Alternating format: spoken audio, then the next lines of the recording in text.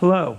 Today's job, 2008 Honda Accord. I have to put the fender that is up here that I recently painted to replace the fender that's got damage right in this area. I might have been able to knock this out, do the body work, but cost compared to replacement of the fender just doesn't make sense. In this process, we got to get the headlight out.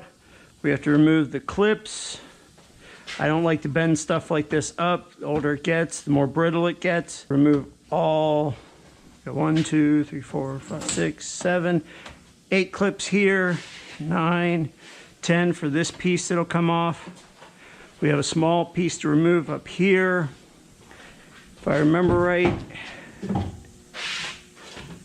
there's one in here, one down there, and we'll see if there's any others that we have to be concerned with, okay?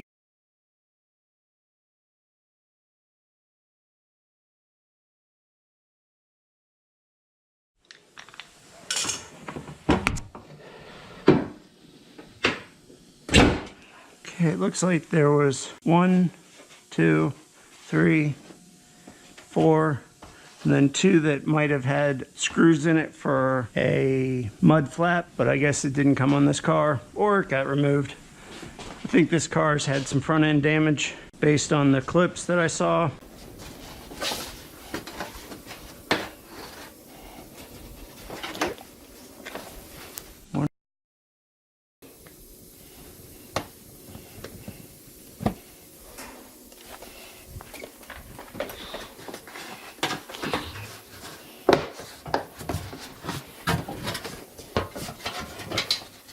One more. All right, so there was 3 down at the bottom that could have had screws in them for a mud flap.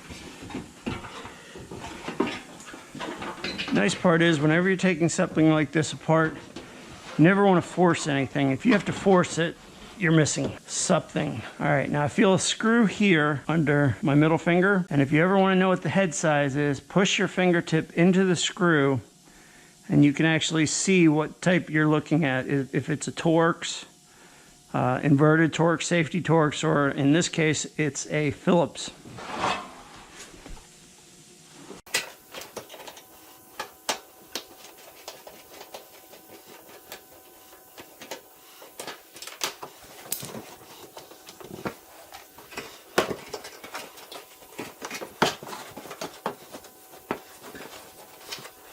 Okay, we have one more.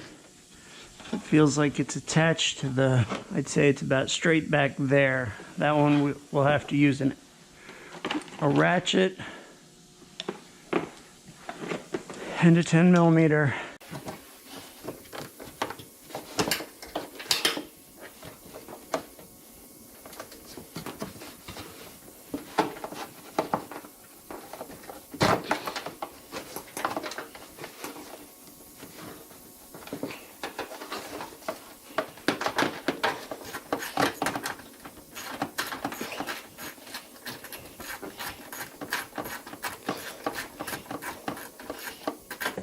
Now, if you're ever taking a part like this where a lot of times there's a body panel blocking your view, look up at the new fender and you'll see what we're actually looking at is right up in this area.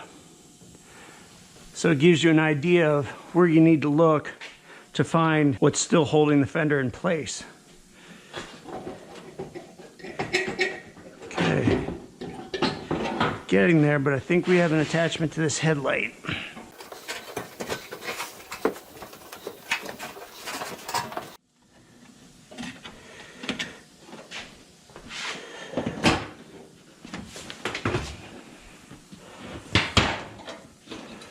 Okay.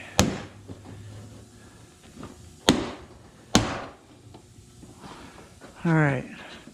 What I did was very carefully, lightly pry off, trying very hard not to break these tabs. They lock into these parts of the front bumper cover. Now, inside here, there's also a set of tabs that go to there.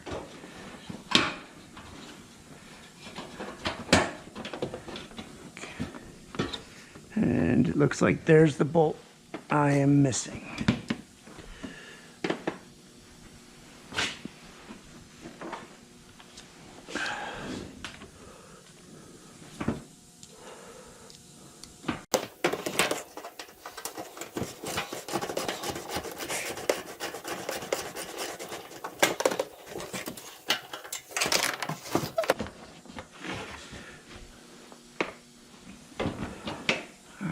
See if that helped at all. You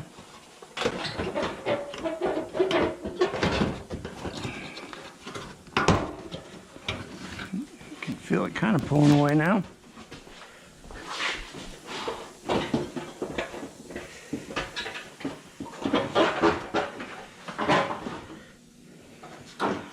All right, now we're catching inside the door.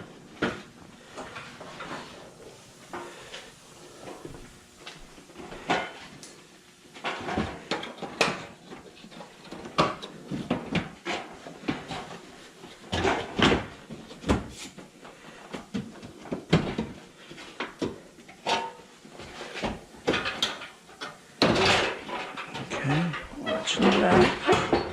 Definitely don't want to scratch the paint. And we have the fender. And as you can see, it is a replacement fender. So next, you're going to want to look for any clips that might be on the inside of the fender, like this one here, anything up here, maybe up this area, that has to be moved to the old fender before you get rid of this fender. And I definitely recommend metal recycling.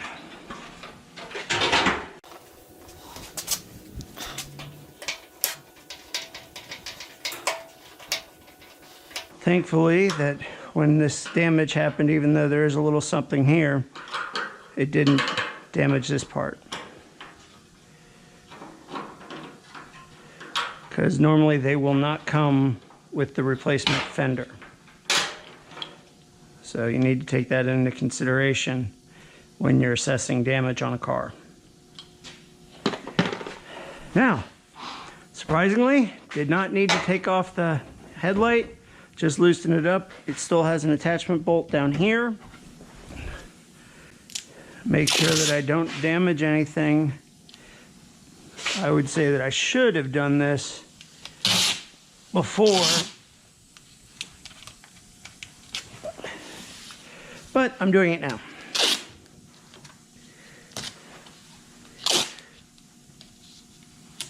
I got lucky before. You only get lucky so many times. Magically, we've got a fender to put on. So first, what you're going to want to do is carefully set it down.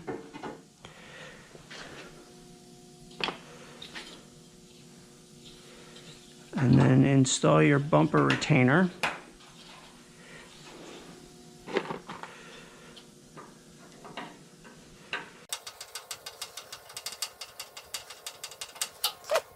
Now, if you have help, this is definitely time to pull them into the job. I, of course, most of the time I'm a one-man repairing machine.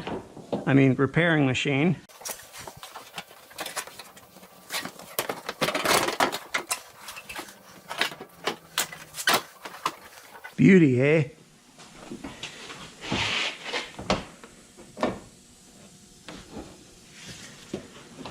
Let's see, and I'm glad I did it because it looks like it tore a little bit of the tape away.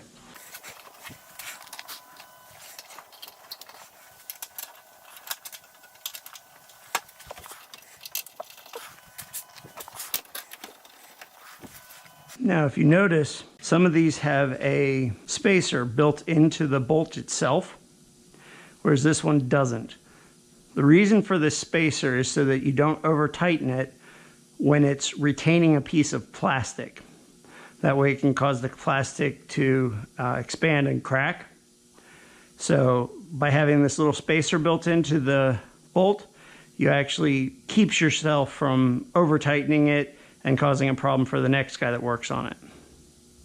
So this one goes inside under here on this headlight retainer.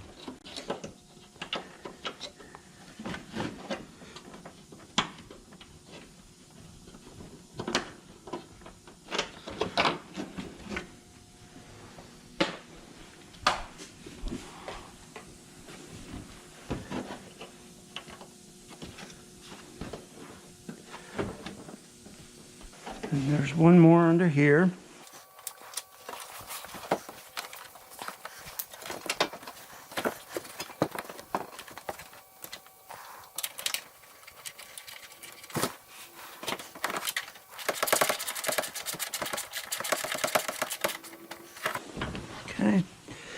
And then remember, we have the one that's back behind here, and then one down here. Now again, you might have noticed that these I actually tightened up, but the ones up here I didn't tighten all the way yet. The reason why is because you want to have a little bit of movement back and forth. They actually have a much larger hole that allows for movement from side to side and back and forth for your alignment of your hood and your fender. So if you tighten them down right away, you'll be fighting as you're trying to assemble it. You might also notice that I'm using a ratchet instead of the battery powered. The reason for that is it is very easy for somebody to cross thread these bolts. You have a less chance of putting it in there, then starting it, then getting your tool and hitting it. Plus, if you have to make adjustments to your fender as you're doing it,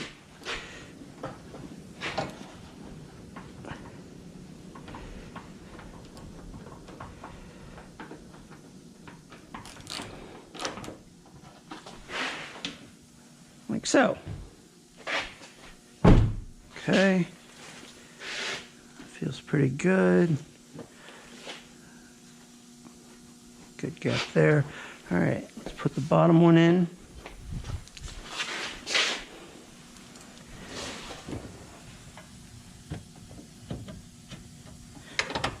Also, when you're working on the bottom one, make sure to watch for spacers.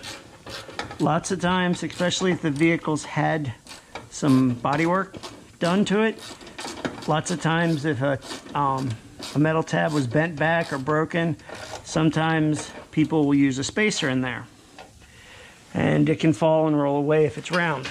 And if you're not paying attention or you're in a loud shop, you're not going to hear that.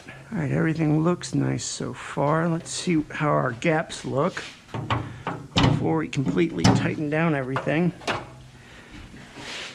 Now, as you lower this down, you're gonna not just want to slam her down. All right, my gap could come in a hair right here.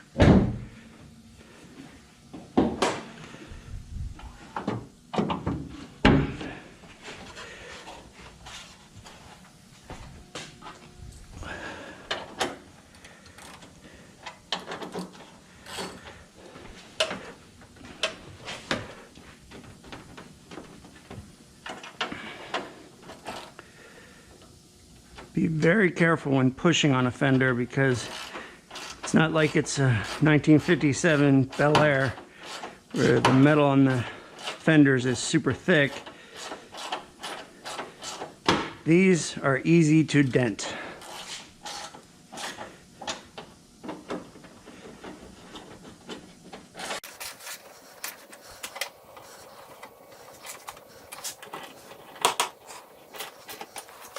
And you want to make sure that your rubber piece is clipped underneath like it was. That way you don't have any internal issues with water control, because that's what most of these are actually for.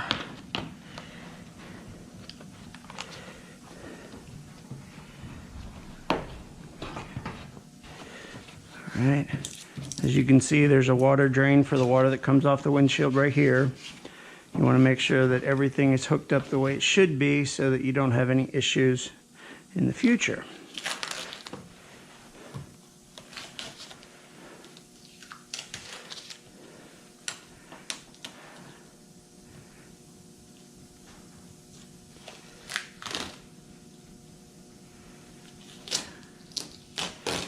Luckily, when it came across, it didn't end up scratching. Although I do still have a couple of scratches here to fix. The rest of it looks pretty good. So, and I saw a couple of scratches up on the hood that I'll go ahead and touch up for them. All right, now all that's left is to snap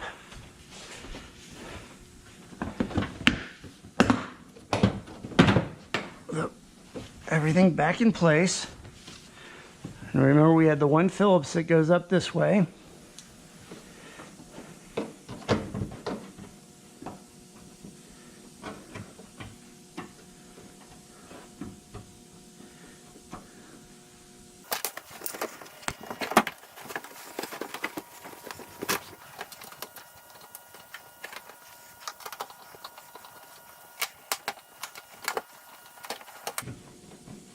patience is a virtue when working on gap fitment and things of that nature.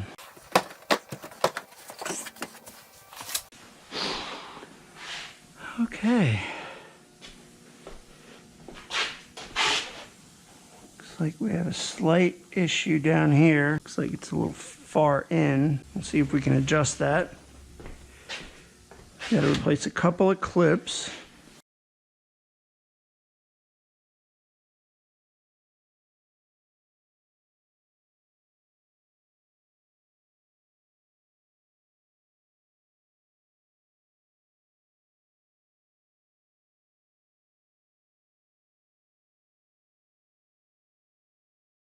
All right, definitely have to order another clip for there.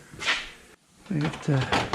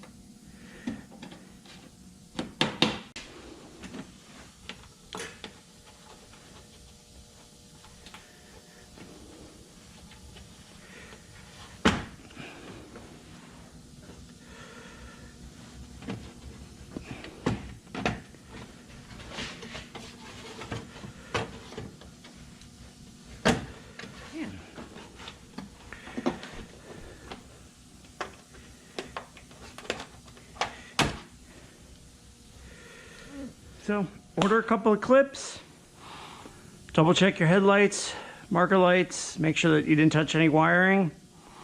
This one's ready to leave the shop. Thanks for tuning in. If you enjoyed what you saw, please subscribe. Hopefully I can give you some more wonderful videos in the future.